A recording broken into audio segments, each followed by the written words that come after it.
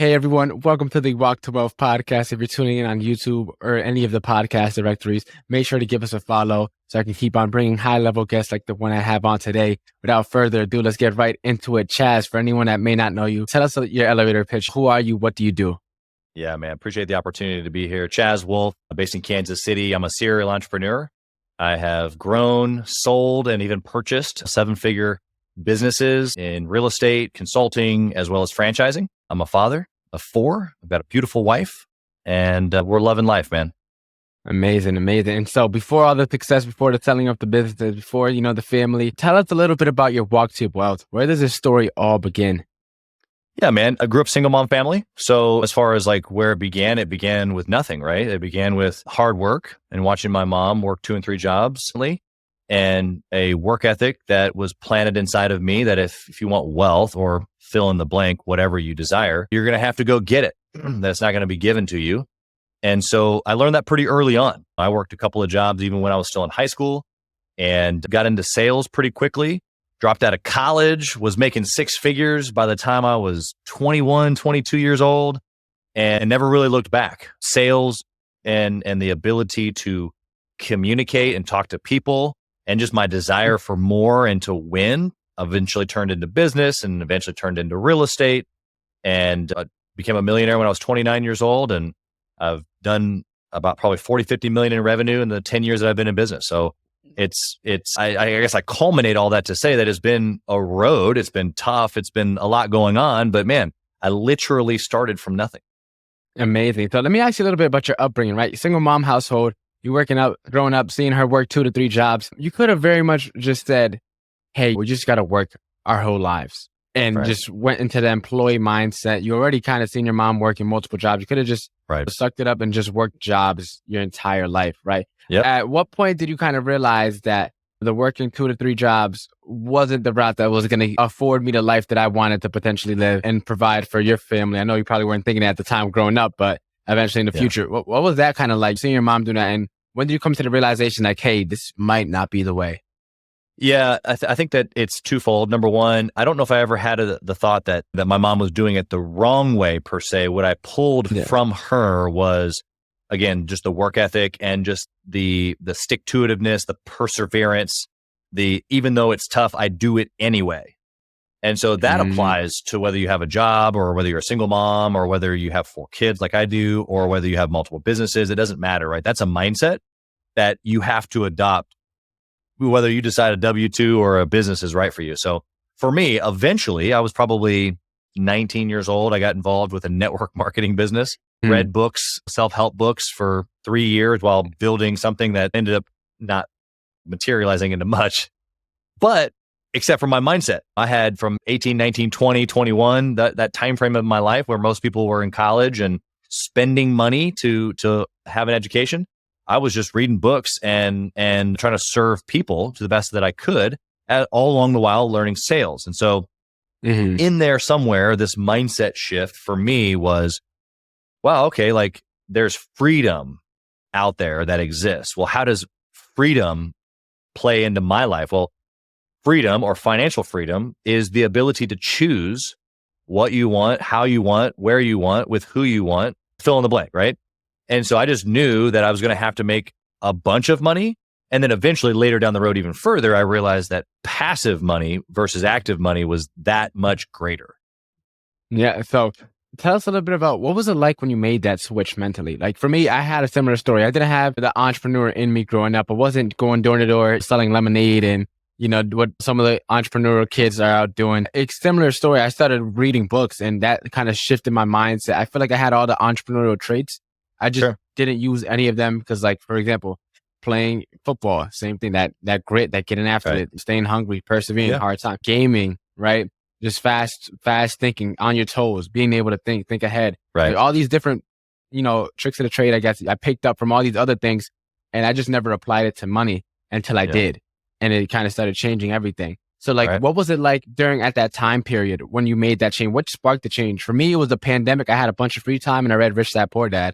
What kind of sparked the change for you? Yeah, that's a good question. I guess along the way, like I did the little entrepreneurial things. I had a little lawn care company and stuff like that, but I never saw it as entrepreneurial. So like you, I didn't think that those things were business. I was just hustling. I was just trying to make money because we didn't have any. I was trying to become self-sufficient. I didn't want, my mom wasn't going to be able to buy me a car when I was 16. The things that I wanted, I was just going to have to get, like I already said. So I think more than anything, it was just a desire for more, a desire for money, but a desire for more. And so through books like Think and Grow Rich and even some others, I can think about a shift in my brain around not necessarily just working for money. Of course, Rich Dad, Poor Dad did the same thing for me as well, specifically thinking assets versus liabilities. But there's this switch, and that came through multiple books around not necessarily exchanging time for money. Although time for money is good, like you need to do that for a period of time. And so what I've done and what I still do is I trade my time for money and then I put it into assets that can pay me whether I'm involved or not, whether that's a business system or a real estate asset.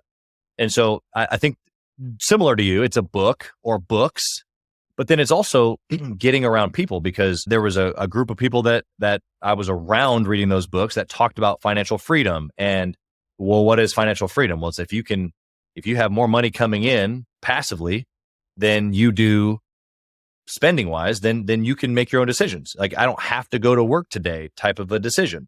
And that's different than just making more money or becoming a millionaire, right? So it was make a lot of money or go get, because I didn't have a bunch, right? That was stage one. Stage two then was there's this realization that my time doesn't necessarily have to be associated to the money. It's more of my value, right? Which is more thinking, more strategic, more how do I move things around to be able to add value? And then as the more value I raise, whether in this relationship or in my mastermind group or in the companies that I still operate, the value that I bring is at a higher level. So it doesn't necessarily associate how much I earn as how much time that I spent. Hopefully that answers your question. Definitely. And I kind of sparked some curiosity in me. I kind of wanted to touch into a little bit of your decision to drop out, right? I kind of made a decision. My time, as I said, it was during the pandemic. I think dropping out is being it's a lot more common now. Entrepreneurship is a lot more trendy now. It's the thing now. Sure. I know you're not too much older than me, but what was it like dropping out? I know you have a single mother, usually, in upbringings like that or immigrant household, when people are working, they tend to value a degree as security and a safety net. How was it like in your household?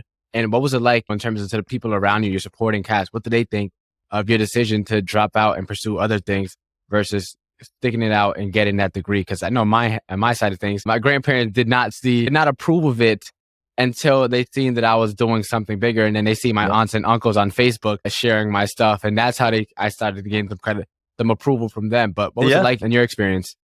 Yeah. I mean, first off, I think that what you just explained is that we don't need the credit or the approval, right, of those that are around us. We need our freaking own approval. Yeah. Right. Like that's, and so degree or no degree, entrepreneur or no entrepreneur, like you have to decide inside of who you are. What am I made for? What am I designed for? What is my potential? And am I getting it? Am I achieving it? Am I going after it? Am I fulfilling everything I'm supposed to? Am I using all my talents? Right. Because if you're not, then it doesn't matter what you're doing. You're in the wrong place. And so for me, my mom and grandmother who I grew up with, I mean, I was a grown man at 14 years old, right? Like I was a partner in the house from a confident, like I didn't obviously like run the house. I wasn't like the man of the house, quote unquote. My mom still very much ran the house, but I was a partner more than a son, right? Yeah. So at 14 years old, 15, I'm buying my own stuff. I've got a full-time job. I'm taking care of myself. I buy my own car. Like there was never any moment where my mom could say to me, "Hey, give me your keys, XYZ. No, these are my keys. You're not taking my car because they're my keys, right?"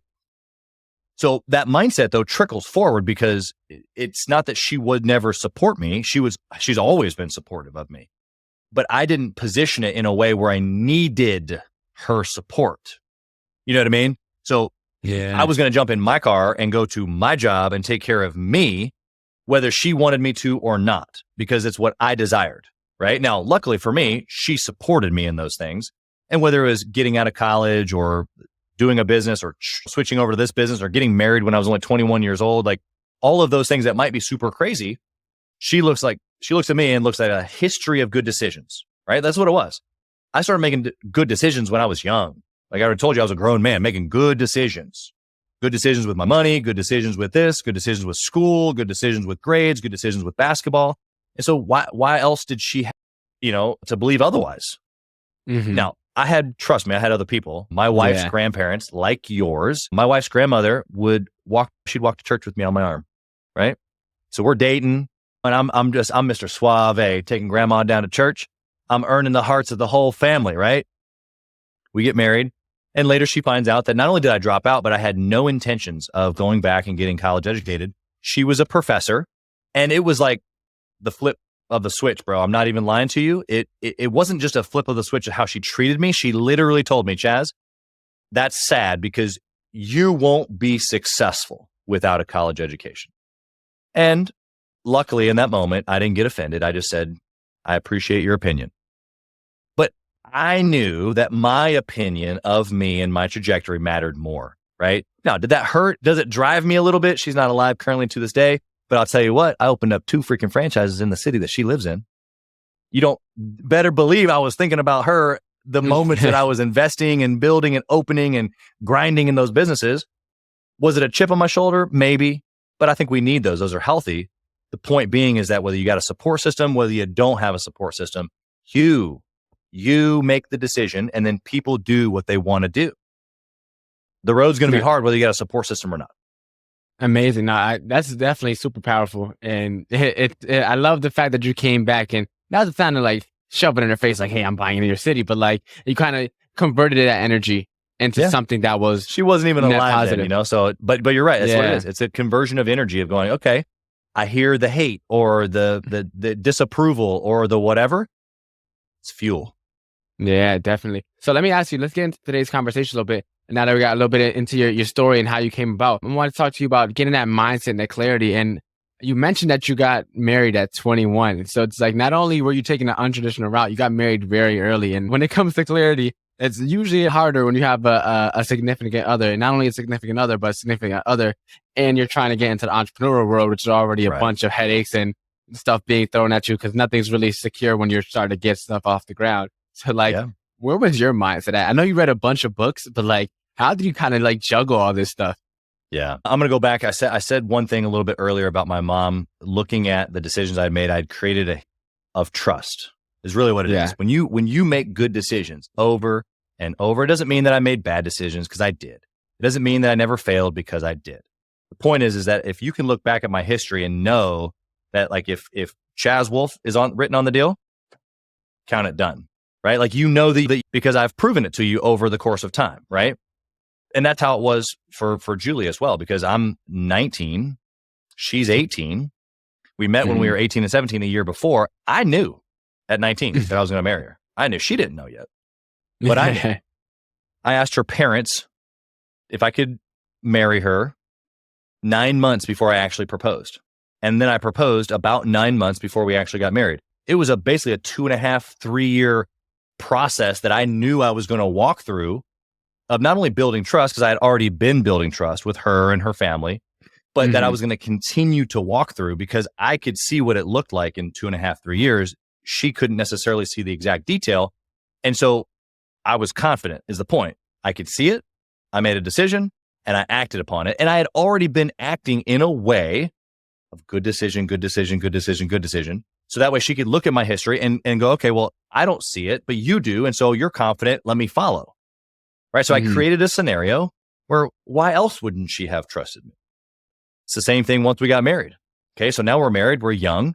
She's got aspirations. I've got aspirations. And like you just said, entrepreneurialism is difficult on top of just life being difficult. And we were kids growing up together. So it's like, there's a whole layer to that and just figuring each other out even at a young age. And so now I want to bring in this entrepreneur like risk, and I'm making 6 figures. I want to leave my 6-figure job at 23 years old and just like, hey, just leave it. Just forget about it. Let me go hop into a business. She's still in school. And it's like mind wrapped around like, whoa, this is kind of a big deal. But again, I had given her a history, good decisions, confidence, clarity. Again, not that I was perfect because I made some mistakes, but if she could look back at the history and go, he's always got me, why would I not trust him now? And it's the same thing that we look back on. I've made some really big business mistakes. And I can look back and think, well, I opened up that business and it cost me $600,000. That's a true story. And she told me not to do it. But I still, even with that big mistake, like I'm trying to show your listeners that it's not about being perfect, but it is about creating a history where someone can look at you and go, okay, well, if John Mendez, if he says it's done, it's freaking done, because you've done it over and over and over again. Whatever it is, you've said it, you've committed to it, and you've actually gone and executed it time and time again, and it builds trust in people. Yeah. So then let me ask you, right? For some of us that have had it hard and made dumb decisions early on, right? And are trying to switch now to start their walks and to turn over that leaf, you know, what advice would you kind of give there? Because a lot of the times when you're young, especially in college and nowadays with social media, there's so much, the access to negativity and the access to negative influence has become so much easier. Peer pressure has reached an all-time high. People just want to fit in so much more now. People are I think the study is like people feel like 70% lonelier now in the US or something like that, right? Yeah. And so it's like there's a bunch of like, especially for the youth, a bunch of negative factors right now tugging at them. People might have made some dumb decisions. For those people, right, that want to turn over a new leaf, right? How do they begin, right? Because if someone sees their name on a deal, it's like, oh no, but didn't you do X, Y, Z, right? You're not qualified or you have a bad reputation. How do you start flipping that around? Yeah, you start flipping it around. Right now, I know that's an oversimplification to your to your question, but the reality of it is that the reason why they feel that way about you is because you've made a history of choices. You are where you are today because of the choices that you've made. Period. That's it. You defined what you wanted, or maybe you didn't, and that led you to the decisions that you made, and then those decisions have led you to where you are today. So if you want to change that trajectory, determine what you want. And I'm not talking about the opinions of others. I'm talking about, what does John want? Does John want wealth? Does John want a family? Does John want financial freedom? Does John want to help people? What does John want? And then start making decisions literally right now, today, doing a podcast with awesome people, helping other people through the podcast, helping in your communities, showing up on meetings on time, like whatever. It can be the littlest thing all the way to coming through for somebody in a big, big way. But you just have to begin the process of building that new history. And just like a business, right? If you told me that you were running a business and you had a bad Google review, right? My response to you would say, well, good. Every real business does, right? Like, have you ever seen the restaurant on there that has all 5, like 4,500 all 5-star? And you're like, I don't know about that. Come on. Like, nobody had a bad experience. Come on. Right. So I would say to the same thing. Like, okay, if someone feels that way about you right now, fine. Change their mind by 5-star review, 5-star review, just go get another 1,000 5-star reviews on top of that 1-star. And guess what? It's all going to be okay. Yeah, definitely. That's some solid advice. So let me ask you, right? Now that we're turning over the leaf, we're getting a little more clear on our mindset and everything. And now it's time for us. We're ready. We're ready to take that jump, whether it's all in or maybe do it on the side, but we're ready to start entrepreneurship. What are some things that, for entrepreneurship, for anyone that's looking to get into it, that you don't really read in books, that you have to pretty much learn from getting in the trenches? What are some of those things that you could share with the audience so that they can know what to kind of expect? Because books are super good, but a lot of times they're simplified so that people can read it and grasp the information. So what advice would you kind of give for people looking to get started that you usually won't pick up in a book? Yeah, the two things that come to my mind are people and finance, but really it's part of the 4 basics. The 4 business basics that I have taught many people is marketing, sales, client fulfillment, and finance. Okay. And so you have to market yourself. You have to get known. You have to let people know what you have and how they can reach you. Okay. And then when they connect with you, you have to walk them through a genuine sales process. They need to know that they have a problem and that you have a solution specifically to their problem and that it's a good fit. And if it's not a good fit, you need to be willing to tell them, hey, this is not a good fit. And that's the way that it is. I'll say one thing on that. I just had a guy on the phone. He was on my podcast, actually. He probably, I don't know, does 50 to 100 million in sales. And I told him he's not a good fit for my mastermind. Totally capable of paying probably in full for the entire year. But I told him it wasn't going to fit because he was specifically looking for something out of the group that I knew he might be able to get, but he had this pretty specific thing that he was looking for. And I thought, well, you know what? It might be wrong expectations if he doesn't get it and spends an entire year. Now, I know I can add value to that guy. I know that the group can add value to that guy. But the reality of it is that I have to be able to be willing to walk away for the integrity of the group, for the integrity of me and him, selling him something that I think is helpful to him. Okay, so that's the sales process. Let me ask you really quickly. Yeah. I feel like a lot of times when people get into the sales, right, that check, right, it's something that they chase that first one. It's kind of like a dopamine hit, right? They want that high, right? And usually, especially because sometimes takes a while, the longer you go starving, the more little on edge you get, the little more antsy you get when someone it might be a potential opportunity to help them. But they treat it as a transaction because they went starving for so long. How can you kind of fix that mindset? So no matter how long it takes, maybe whether it's one day, maybe it's the first day you hop in, maybe it's 6 months down the line, but so that whenever that time is ready that you get that first deal, you're not coming out of starvation. You're still genuinely looking to, as I said, taking through that sales process. Yeah, you got to turn your starvation from desperation to fuel, number one. And that's the mindset, right? Like you got to, there's pressure that comes with I'm not going to pay rent unless I close this guy. That's healthy, right? But it's when it comes out in your tone as desperation, where it's I really need, this is going to be great. And please sign up or whatever, right? Whatever that sounds like when you're trying to sell that deal. And so the leverage that you always have in sales is to be able to walk away.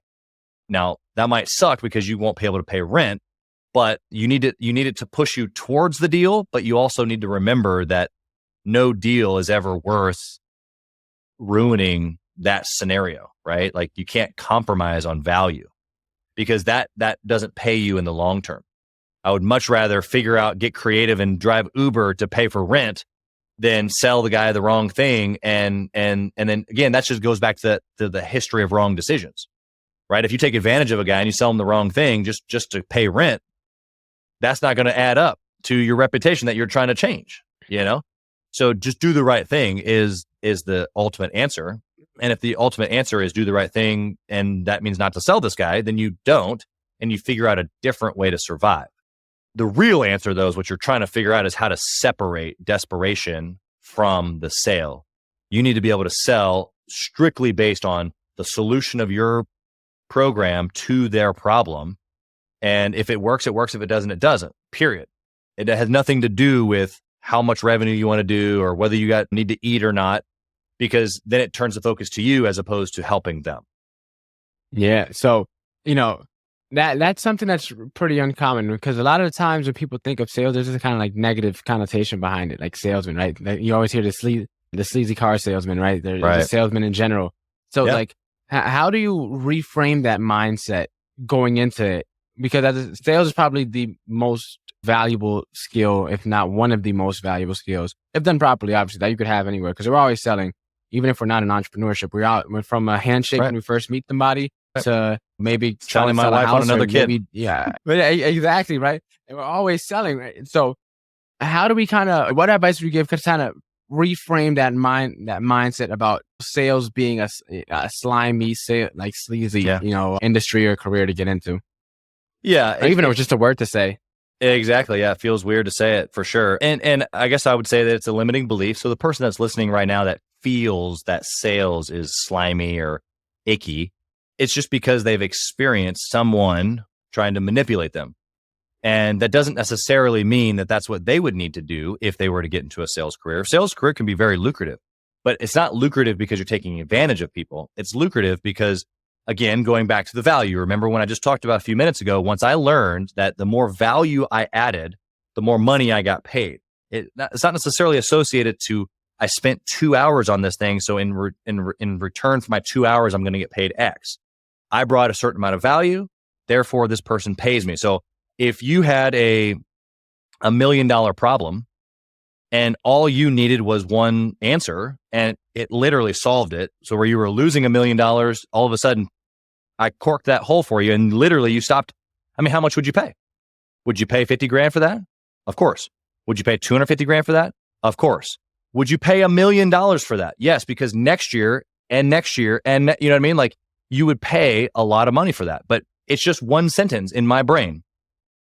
I know the answer and I'll give it to you, but all you got to do is pay me $1 million. Like that seems a little odd to say. I'm just obviously using it as an example, but the reality is that it's valuable. If I have something so valuable, it doesn't matter that it only took me 30 seconds to give it to you and to cork the hole in your boat.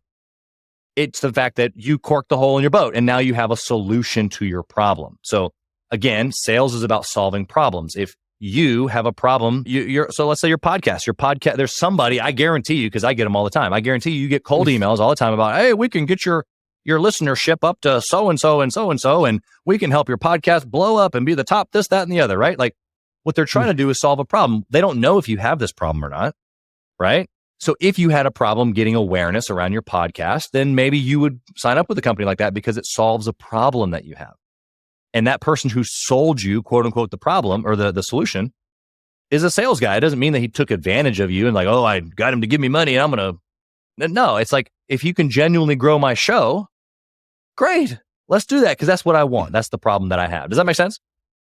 Yeah, and that makes perfect sense. And I want to ask for some of the listeners that are probably listening right now, right? A lot of the times, a lot of these people, especially young people right now, are arguing to raise minimum wage, right? And they're stuck in that time for money mindset, which doesn't get them anywhere in life because there's only so much time that you could put in. And right.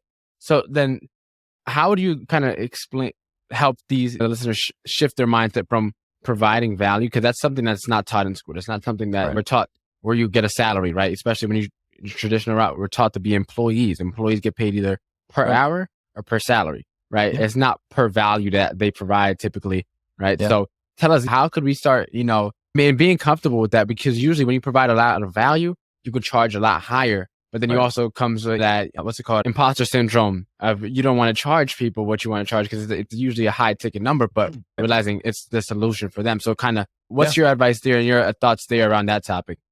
Even the time for money, is still value. And so I'll give you two scenarios. Let's say you work for a company and you're a programmer, right? So you spent time learning how to code and you can program apps, right? Like you work for a company, you're a developer, and companies like mine hire the company to make them an app. And you're on the dev team and you work 40 hours a week. And because of your education, because of the certain knowledge and skill set that you have, they're willing to pay you $80,000 a year, right? You clock in, you clock out because of the value that you bring. So they've associated a certain dollar amount to the salary that's equated to your time. That's just how they've made it make sense for you, right? So you give us 40 hours of time along with your skill set, because if you don't have the degree, if you're not a programmer, they're not going to pay you that. So it's a skill set and time. Or we take it down to $15 an hour and you're working at McDonald's, right? That person on the app side is helping a $300,000 app project, or maybe it's a $3 million app project. And over here, we're serving a $15 lunch. And so how much value can I really bring by flipping the burger and taking the order and making sure that this soda is filled up properly? Well, there's definite value to that for sure. It's not like it's not valuable. It just means that there's only so much value that can be provided because the end user is only paying so much. Right now, if I do that for a long period of time, if I do that for 8 hours in itself, then now I've provided more value. It's still value. But what that person that you're referring to doesn't understand is that they're only thinking, what basic skill do I have? Right? Is that or no skill, right? I have 40 hours a week. I'm going to give it to somebody is what they're thinking. And I want to get $15 an hour. It's like, well, what skill do you have? Right? Because the difference between the burger flipper and the programmer is time and effort that they spent on developing a skill or sales. What's the difference between me at 23 and maybe someone else at 23 when I was making over $100,000? Is because I spent years at that point. I started in sales when I was 16. I had already been in sales for 7 years. So no one sees all the work and the skill set that I put into reading a communications book and how to win friends and influence people and learning about the sales process and learning how to open a call and how to discover a problem and how to do a presentation and how to communicate effectively. And nobody sees any of that. But when I made $100,000 at 23, my buddies who were in college were like, well, how do you do all that? Right? Like it's the same thing, whether it's $15 an hour or whether you're college educated, not college educated, it doesn't really matter. The point is that if you have a certain skill set, that skill set regardless of the time, can bring a certain value. Yeah. So then let me ask you to go back to the other business basic marketing, right? How do we articulate this value that we now spent developing and catering and cultivating and growing to the marketplace? Because that's another thing. Because you might be super talented. Doesn't matter if no one knows about it or no one.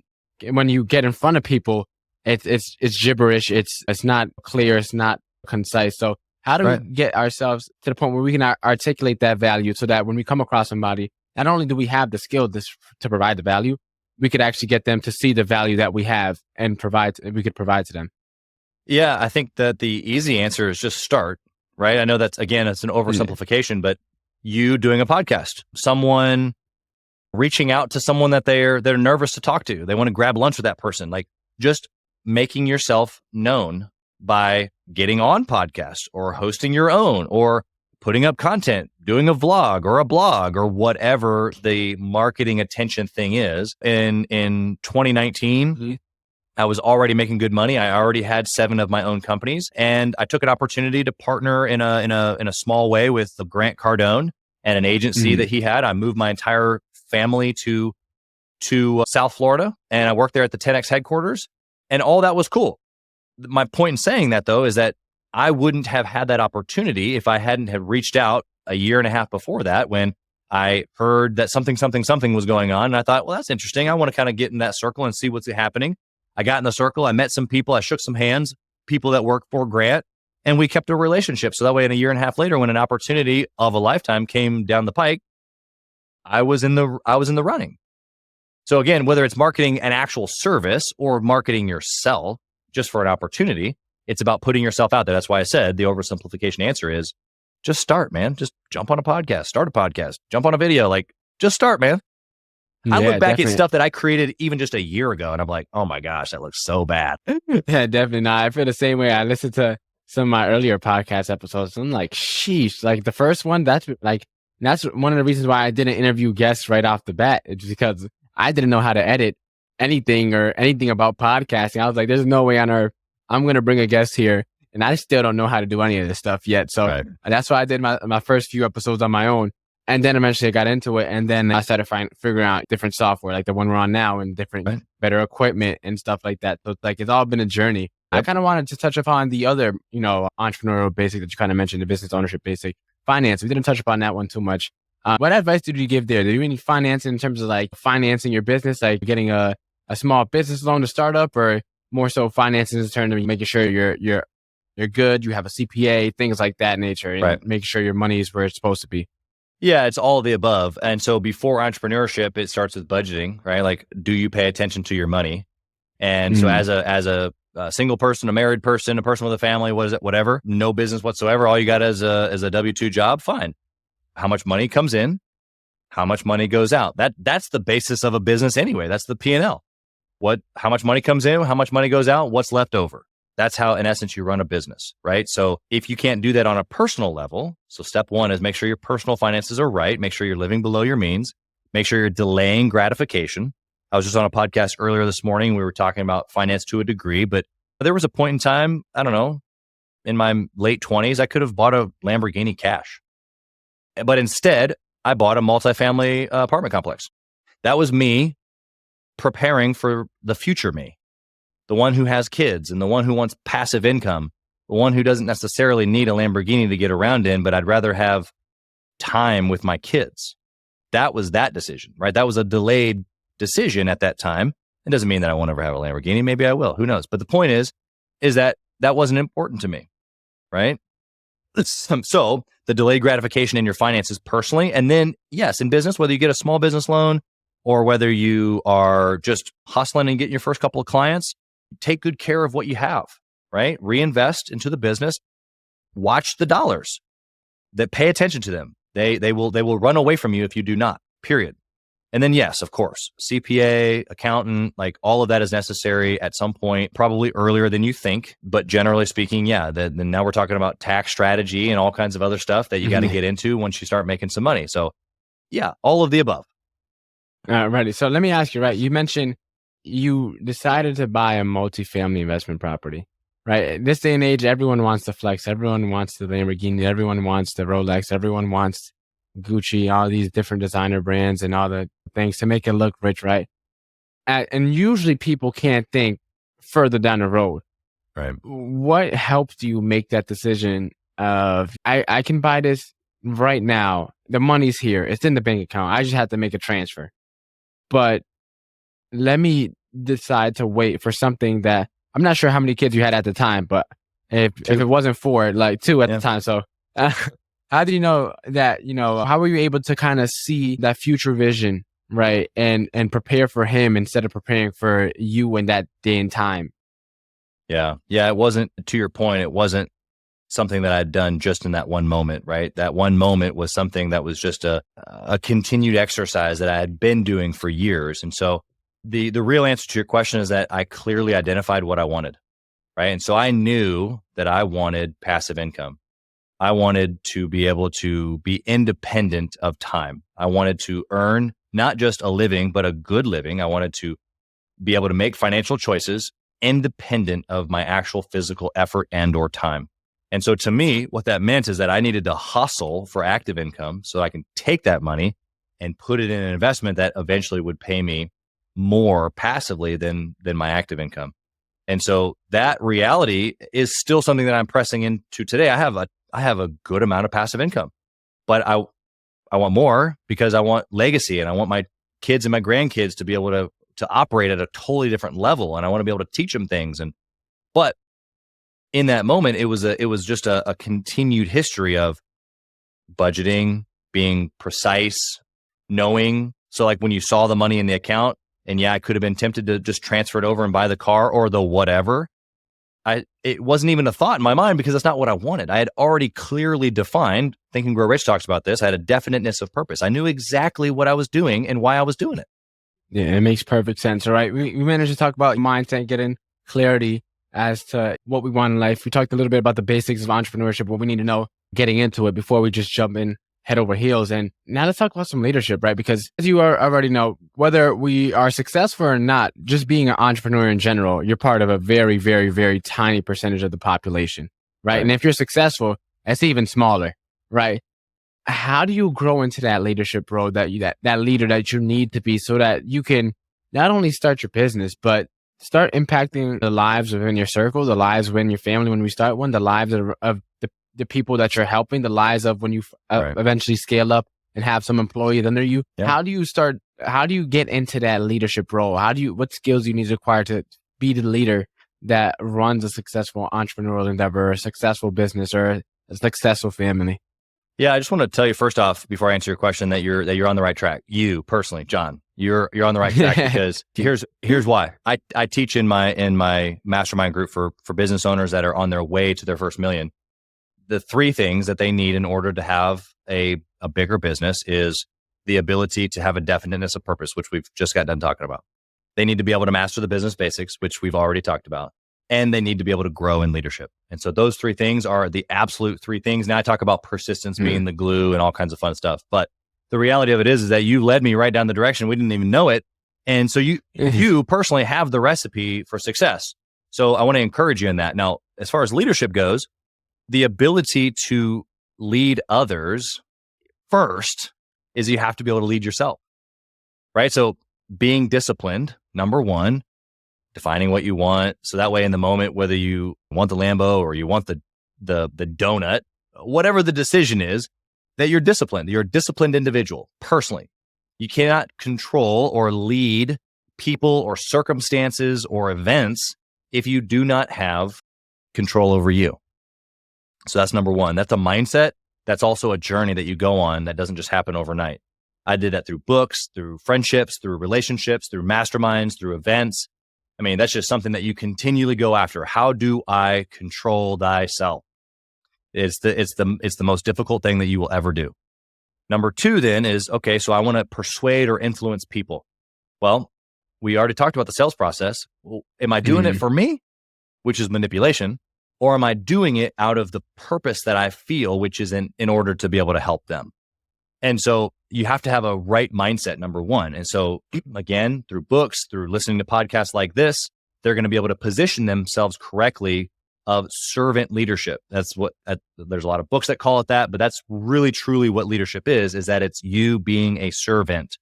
It's like Jesus in the Bible, washing the feet of the disciples. Like, you have to choose to do the lowly thing so that the other people around you believe that you're the one to follow. Otherwise, you're just a talking head and probably arrogant, and nobody really likes following that anyway, for a short period of time until they realize you're not real. A servant leader is real. They're going to be there through the thick and thin. It's someone that you can trust. They've got a history of good decisions. Wow. That theme keeps coming back up, doesn't it, John? Yeah, it's been consistent throughout the whole storyline for the most part. And I love the fact that you brought up Jesus, right? Because long story short, he was able to, despite all the miracles, despite everything he's done for everyone and all of us, right? He washed the feet of it. He still allowed himself to be beaten and tortured. And he was never looking for the limelight, right? He never. And No. in this day, it's so hard because we all have ego, especially as men. A lot of us men tend to have a little more ego, and we tend to attach our identities with what we do. And so it's like we work so hard for this. We spend so much time, so many hours, so much blood, sweat, and tears, so much, long nights, but so many things behind the scenes that no one else knows about, so that we can reach this point that we finally got to. And we're there just to kind of come to the realization that, yes, we're here, but the center stage is not for us, right? Yeah. It's for the people we're meant to help. How were you able to kind of come to that realization? When were you able to kind of come to that realization? And once you did, how has that affected your life? Well, to continue this vein of just faith, for me personally, that's the origin, right? It's like if I have a faith in this person that you've just described, that I can be somewhere, or be in eternity, or be in heaven, which is what I don't deserve, all because of someone did something for me, then just the very nature and fabric of servanthood is should be part of my DNA as someone who holds that faith. So that's where it is for me. Whether you hold that or not, if you realize that helping other people actually gets you where you want, so whether you're a good person or not, if you'll just help enough other people get what they want, that's what Zig Ziglar says, then you eventually get what you want. So for me, I like to obviously tie those things together because it's very closely related to what I believe that humans that are Christ followers or Christians should do. As I see you as a human, so then therefore I treat you a specific way, whether you're a fellow believer, whether you're not, whether you're a boy, a girl, identify as either or whatever. The reality is that I'm called to serve you in a specific way. And then out of that action, that should provoke thought, that should provoke desire, curiosity in you and or whoever we're talking about. And then that is now leadership, because I've provoked them to want to follow me or get to know me or be curious about me, right? Think about social media. Why does someone give you a follow? Well, because you probably gave them value. And they thought, oh, that was cool. That was good. I liked it. Or I got something from that. Or that was funny or whatever value they got first. You served them first. Then they gave you the follow. So even if it's simply as how many followers do you have as leadership, it's the same principle, even on social media. Yeah. And you brought up a good point. And I kind of wanted to ask you a little bit too about it. You provide the service and then people you get in return, and you help enough people. What advice would you give people that are helping people for the wrong reasons? Does that come back to bite you in your experience? What have you noticed from people that it's like, okay, I could just help people, but secretly deep down, right? It's for, as you say, very selfish reasons. For very the reason may be it's not tied to that a good reason, I guess you could say, a reason of good. What advice would you kind of give there for people that's like, okay, I could just get by helping enough people and I get my money? Right. Yeah, I think that it's a good place to start, right? Like if you're gonna walk away believing that, okay, if I just help other people, even though I don't really like them, even though I don't know if I really want to help them or not, but I'm going to help them because Chaz and John talked about how it'll get me what I want. Even if that's your belief, I genuinely believe if you go actually serve them and actually help them, that your mindset and your feeling toward that process will change, because that's what serving does.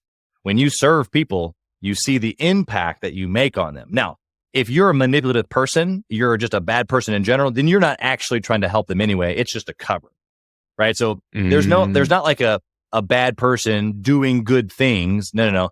They're just manipulating the situation, which when it comes down to it, they're not going to make the choice for the person. And yes, to answer your question, yes, it's going to bite them. It might take a week. It might take a year. It might take 10 years. It might show up in their marriage. It might show up in their business. It might show up in their finance. It might show up in someone quitting. It might show up in a divorce. It might show up in their kids. Not like it will show up. I promise you.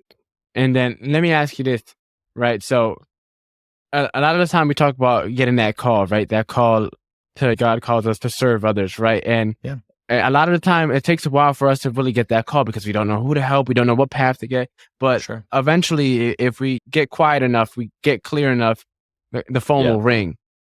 A lot of the time people don't pick up the phone because there's a lot that comes with it, right? There's a lot that, what's the story of, I forget which disciple that they sent into one city. It's the one that got stuck in a whale and he decided to turn the other way. And then he got stuck in the belly of the whale because God tried to send him into a city that was like super bad or whatever. He was like, oh, nope, as not going that way, went the other way, ended up getting in the whale, but then he ended up going back. Long story short, picking up the phone, right? It comes with a lot. How do you kind of get over that and kind of accept the responsibility that comes with it? Everything. Hello. He's back. My internet went out entirely. Sheesh. Yeah, all good. Here we are. I'll edit this out. But so I'll ask my question. Yep. Where was that? Yeah. So for a lot of us, some of us may not know. Where was I? You were talking about a disciple before you picking up the call. I'll start to the beginning. So a lot of the time when it comes to, we get this calling, right? And this calling to serve others. And a lot of time we spend trying to figure out the call. But if we get quiet enough, if we get clear enough, we'll hear the phone ringing. Yeah. And a lot of the times when they hear it ring, a lot of people decide to look the other way. They're willfully blind, right? Because they know picking up that phone call is like once you can't unsee the truth, right? So it's like once you pick up that phone call, you know what you know what you're called to do, which comes with a lot of responsibility. It reminds me of that kind of like the disciple that God, I forget which one, sent him to speak into a certain city, and then he was like, it was a bad city, and then he ended up going the other direction, and then he got trapped in the belly of the whale and was stuck there for a couple of days, whatever, before the whale finally like blew him out. But long story short, as I said, when you get that calling, it might be into somewhere dark. It might be into entrepreneurship. We tend to have a lot of long hours, a lot of hard nights, right? There tend to be some, I guess, negative or bad things that you may have to count, some obstacles, some hurdles. But if you make it across, right, there's so much more on the other side if you get through it all. Despite that, though, people still decide to never pick up the phone. What kind of advice could you give to the listeners so that when they finally hear, whether it's today, whether it's right after listening to this podcast, or whether it's a clicks somewhere down the line, like, but no matter where they are in life, what advice can you give them so that when they finally hear the phone ringing, they can pick up and act? Yeah. I mean, the reality of it is, whether we're talking about the faith phone ringing or whether we're talking about the entrepreneurial phone ringing, if they don't answer, they will be unfulfilled, period. Which means that they'll be stuck. They won't be able to reach their potential. They won't have all that they're meant to have. They won't be all that they're designed to be. And they'll know it. There'll be regret. There'll be thoughts of what if. There'll be wonder, right? And so to eliminate all of that, there's action, right? There's the picking up the phone. Again, whether it's faith related or whether we're talking about business related, you pick up the phone and you start to take action. It doesn't mean you have to be perfect. Doesn't mean that all of a sudden you're just the most knowledgeable Christian and you're talking about Jesus everywhere. That's not exactly probably how it's going to go at all. Same thing with business. It's not all of a sudden that you pick up the call and I know I'm supposed to be a successful entrepreneur and now I run a multi-million-dollar business. Well, no, that's probably not how it's going to go either. But you do know that you've taken a step in the right direction, which in itself is an agreement with your potential. It's an agreement with who you believe that you're designed to be. It's an agreement with your future self, which again, goes back to that history of good decisions. If you can start today by thinking about the John in 5 years or the John in 20 years, and what does John in 20 years looks like? Well, he's probably got a wife and kids. He's probably got a couple different businesses. Maybe you've invested in real estate or whatever that looks like. What type of decisions is that guy making? Is that guy pulling the trigger on a podcast? Is that guy pulling a trigger on a new business? Is that guy pulling a trigger on hesitating on giving the ring to his girlfriend? No, No. You know what I mean? That guy is how you got to think today. And again, I don't need to be that guy today because I'm not that guy. I'm in a journey to become that guy, but I'm never going to become that guy. I'm never going to meet that guy if I just don't continue to pick up the call, because the call doesn't just happen one time.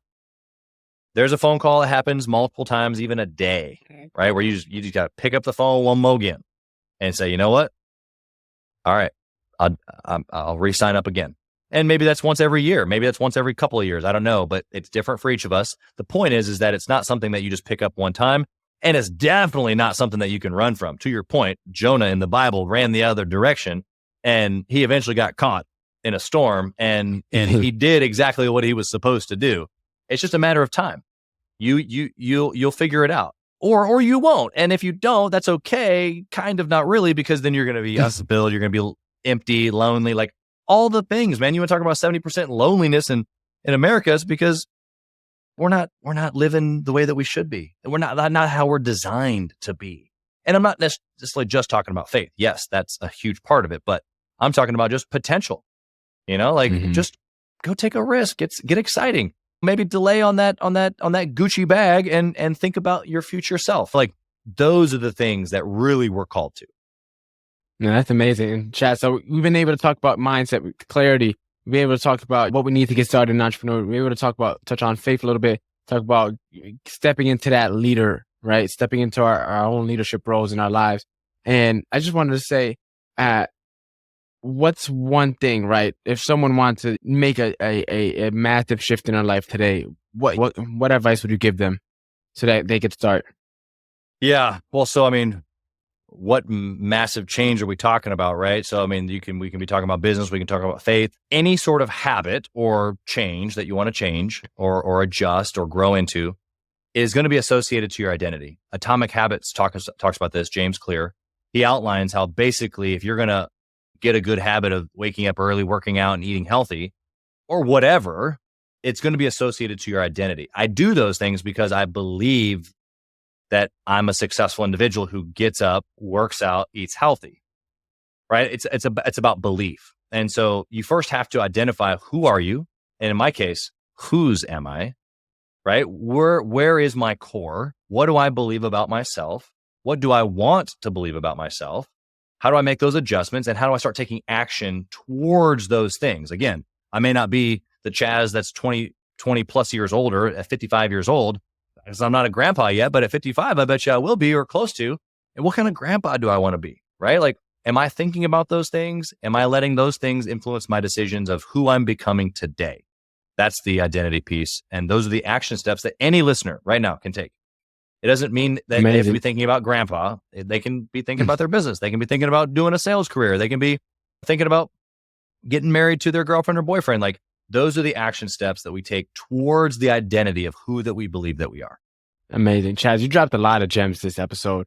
Where could we connect with you? Where could we find you at if we want to learn more and check out what you got going on? Yeah, I would love. I'm in the process of really trying to build Instagram right now. So find me at Gathering the Kings on Instagram. Otherwise, you can find my website, gatheringthekings.com or chazwolfe.com. And we'd be happy to connect with you, especially if you're a business owner, especially if you're a business owner with $1 million or more in revenue. Our mastermind group may or may not be a good fit for you. We are a group of extremely high profile individuals that know that we need others to get stuff done. So we like to join and collaborate with other high performers. And so if that's you, check us out.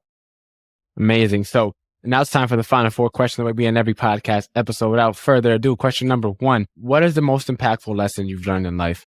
People do what they want to do every time. If you're not doing something that you know that you need to do, it's because you don't want it bad enough. It's about greater or lesser desire, period. People do what they want to do. What is the most admirable trait a person can have? Do what you say you're going to do. Man, a word. If you had to change someone's life with one book, which book would you recommend? Think and Grow Rich by Napoleon Hill. You mentioned him a couple times throughout this episode. I actually have, the 5 laws of self-confidence that I think it's like chapter 3. I actually written it down on my whiteboard. I don't read it as much as I used to, but I used to, at one point in time, I was reading it every day and every night before I started my day, before I rested my head to go to bed. I would always read that. It's something that stuck with me for a while. Yep. Good stuff. And then the final question, what is the legacy that you're trying to leave behind? You mentioned the kids, the grandkids and everything and the passive income, but what is the legacy you're really trying to leave? Yeah, I'm a David. And so David in the Bible was a builder. He desired nothing more to do the things that God wanted him to do. And a lot of that associated to building, fighting off the enemy, building the kingdom, solidifying what God had given to his people.